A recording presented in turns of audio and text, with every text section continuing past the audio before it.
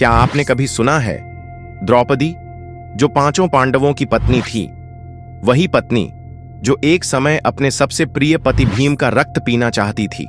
जी हां, वही भीम जो द्रौपदी के सम्मान की रक्षा के लिए पूरी दुनिया से भिड़ गए थे। लेकिन प्रश्न यह उठता है, आखिर क्यों द्रौपदी भीम को मारना चाहती थी? क्या द्रौपदी वास्तव में महाकाली का रूप थी? और कैसे भगवान श्री कृष्ण ने इस रहस्य को सुलझाया? आज हम जानेंगे महाभारत का वह अनकहा रहस्य जिसे सुनकर आपके रोंगटे खड़े हो जाएंगे। महाभारत काल में जब द्रौपदी का विवाह पांचों पांडवों से हुआ तो एक विशेष नियम बनाया गया। यह नियम था कि जब भी कोई पांडव द्रौपदी के साथ समय बिताएगा तो वह अपनी खड़ाऊं द्रौपदी के कक्ष के बाहर रख देगा, ताकि पांचों पांडव जान लें कि भीतर कोई पहले से ही मौजूद है। एक दिन अर्जुन द्रौपदी के कक्ष में मौजूद थे। बाहर उनकी खड़ाऊं रखी थी, लेकिन उसी समय भीम ने जल्दबाजी में उस संकेत पर ध्यान नहीं दिया और सीधे अंदर चले गए। भीतर का रहस्य देखकर भीम का खून खौल उठा। अर्जुन द्रौपदी के चरण दबा रहे थे। भीम, जो द्रौपदी के सम्मान के लिए बार बार युद्ध में कूदने को तैयार रहते थे, यह दृश्य सहन नहीं कर सके। उनकी गदा सीधी अर्जुन की ओर उठ गई। शोर सुनकर युधिष्ठिर भी वहां पहुंच गए। युधिष्ठिर ने देखा भीम अपने ही छोटे भाई अर्जुन के ऊपर प्रहार करने जा रहे थे। भीम, ये क्या कर रहे हो? क्या अपने ही भाई को मार दोगे? युधिष्ठिर गुस्से में बोले। भीम ने उत्तर दिया, क्या कोई पति अपनी पत्नी के चरण दबाता है? मैंने अर्जुन को द्रौपदी के चरण दबाते हुए स्वयं देखा है। यह मुझे स्वीकार नहीं। युधिष्ठिर ने शांत स्वर में कहा, भीम, यह उनका आपसी स्नेह है, इसमें किसी को दखल देने की आवश्यकता नहीं है। परंतु भीम का क्रोध शांत नहीं हुआ। वह क्रोधित होकर महल से निकल पड़े और प्रतिज्ञा कर ली कि अब वह महल में वापस नहीं लौटेंगे। चलते चलते रात घनी हो चुकी थी। थके हारे भीम एक विशाल वृक्ष के नीचे आराम करने के लिए बैठ गए।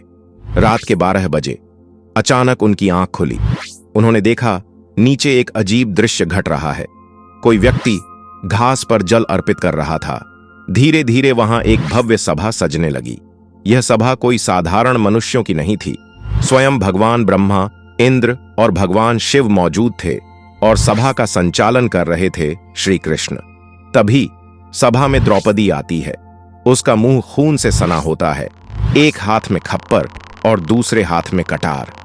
द्रौपदी कहती है, माधव मेरे सखा हैं और उन्होंने मुझसे ये वादा किया है कि वह मेरा यह खप्पर खून से भरवाएंगे। मैं चाहती हूं कि मेरा आधा खप्पर भीम के रक्त से भरे और आधा कुरुवंश के रक्त से। भीम द्रौपदी का यह विकराल रूप देखकर डर जाते हैं और उन्हें यह भी आभास हो जाता है कि द्रौपदी महाकाली का रूप है। सभा खत्म होने के बाद भीम अपने प्राणों की रक्षा के लिए श्री कृष्ण के पास जाते हैं और इसका समाधान भगवान श्री कृष्ण से मांगते हैं। श्री कृष्ण भीम को बताते हैं, द्रौपदी महाकाली का रूप है और उनका यह जन्म केवल खप्पर भरने के लिए ही हुआ है।